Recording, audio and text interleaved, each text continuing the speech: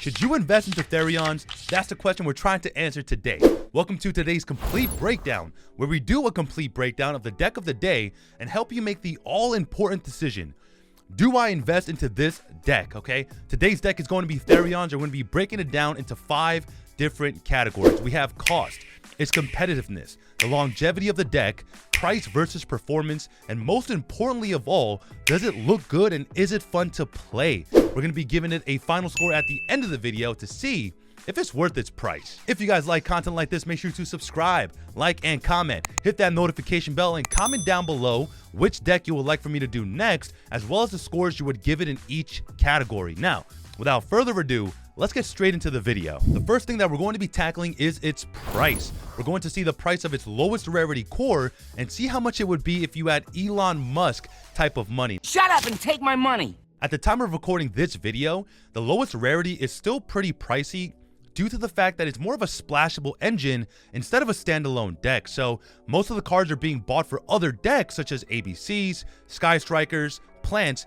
and a bunch of other decks. Now, even in its lowest rarity, we're looking at a pretty steep price tag of about $400, okay? Now, for the max rarity, my mother works at Konami type of money, you're looking at close to about $1,000. And the reason it skyrockets the price so much is the fact that Therion King Regulus comes in a nice, shiny Starlight Rare, which as of recording this video, is sitting at around $275 a copy. It's per copy, right?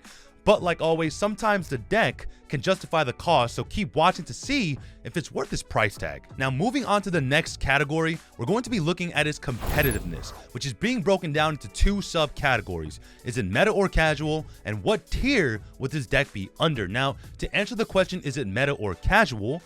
Although this is a splashable engine that can boost the power of casual decks, most players will be looking at the core of the deck in hopes to boost another meta strategy that's currently played or bring a meta deck back into a form that can combat the current meta as of now, right?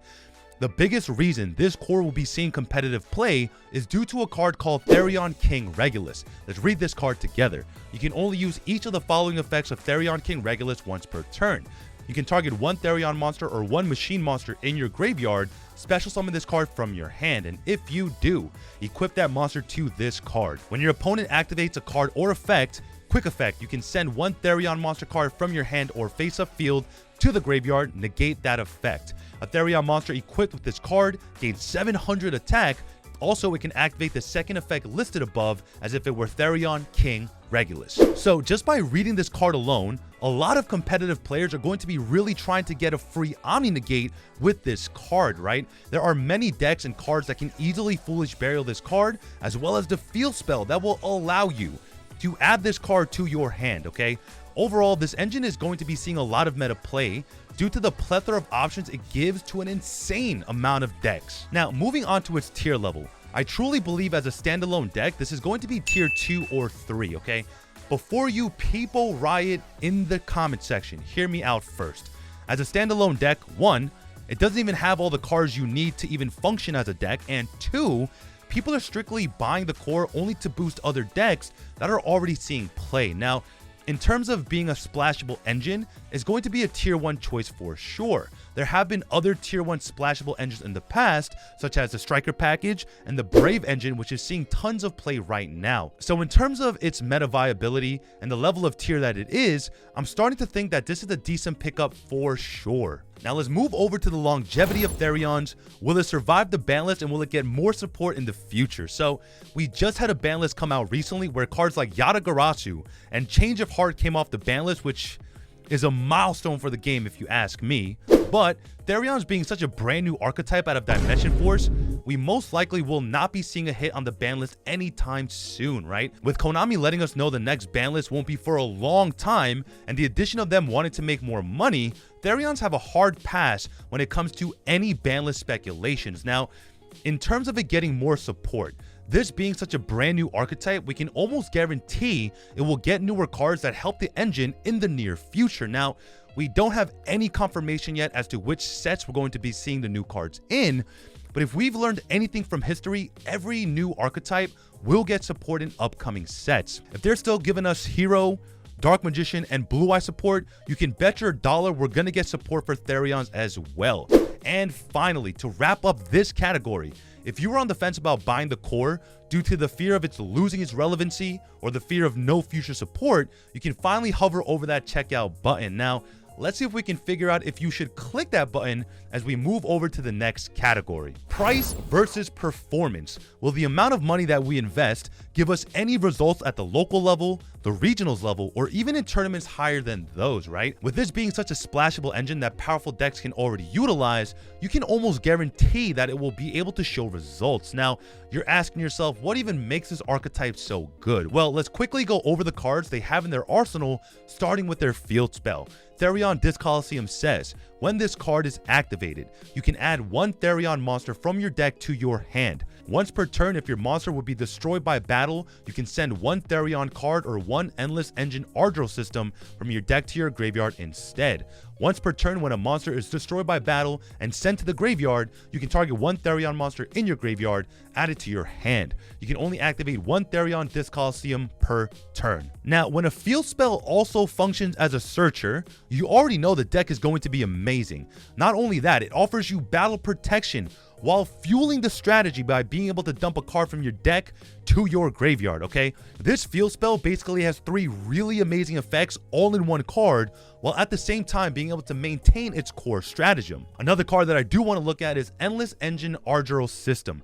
This card says, send one Therion card from your deck to the graveyard. If this card is in your graveyard, you can target one Therion card in your graveyard. If both are still in your graveyard, add either that card or this card to your hand. And if you do, place the other on the bottom of your deck. You can only use one Endless Engine Ardril System effect per turn, and only once that turn. Okay, this card not only dumps a Therion into the graveyard, it allows you to grab the Therion you just sent by using its graveyard effect, which is actually insane, right? With so many powerful spells and monsters in its arsenal, as well as cards that are able to recycle your card advantage, this deck gets better and better as we dive deeper into its strategy. Now, onto our final category, which, albeit is a bit subjective, does it look good and is it fun to play?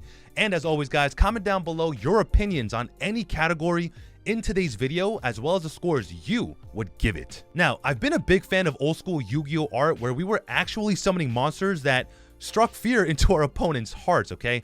This archetype is definitely reminiscent of those good old days. Now, in my opinion, the artwork on this archetype has a little bit of everything, making it enjoyable to look at even while playing the game. Now, as for the enjoyment factor while playing this deck, I think it has a lot of different options that you can choose from without feeling too dry or too linear. There are really boring decks out there, Tri Brigade, where you do the same linear combo lines over and over again. But this deck offers you multiple outs in conjunction with the other cards in the deck, whether you go the ABC route, Sky Strikers, or any other deck you would play this engine in. Now, on to our final score. In terms of cost, I'm going to give it a score of 3 out of 5. Now, the reason the score is so low is that it's really expensive. The reason we couldn't go any lower than a 3, however, is that the deck is so new that people are wanting to buy it and the prices are inflated strictly due to supply and demand.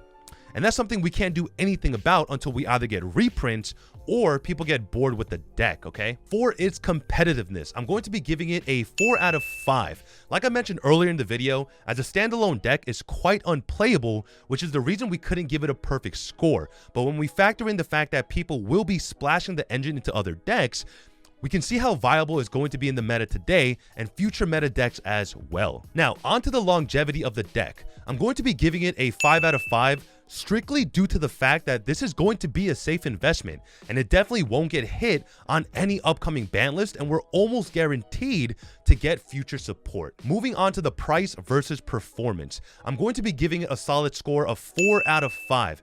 It's always hard to give any deck a perfect score in this category because for the price that you pay today, you're definitely going to be using the cards a lot, but again, the barrier to entry is a touch high for me. Now, in terms of does it look good and is it fun to play, this score is going to be my own subjective opinion, but I'm going to be giving it a 5 out of 5. I think the archetype has a little bit of everything in terms of playstyle, while at the same time maintaining an artwork style that would bring any older player back into the game. So, we're going to be giving it a final score of 21 out of 25, giving it Susu's seal of freaking approval, all right? But make sure to comment down below your scores for each category and your final score as well, and let's see if we agree or disagree. All right, guys, that's it for me today. If you guys enjoyed this content and made it till the end, consider subscribing to the channel, smash that like button, and comment down below your scores for each category. I'll see you in the next episode of The Complete Breakdown. This is Susu from Head to Head Battles, signing out.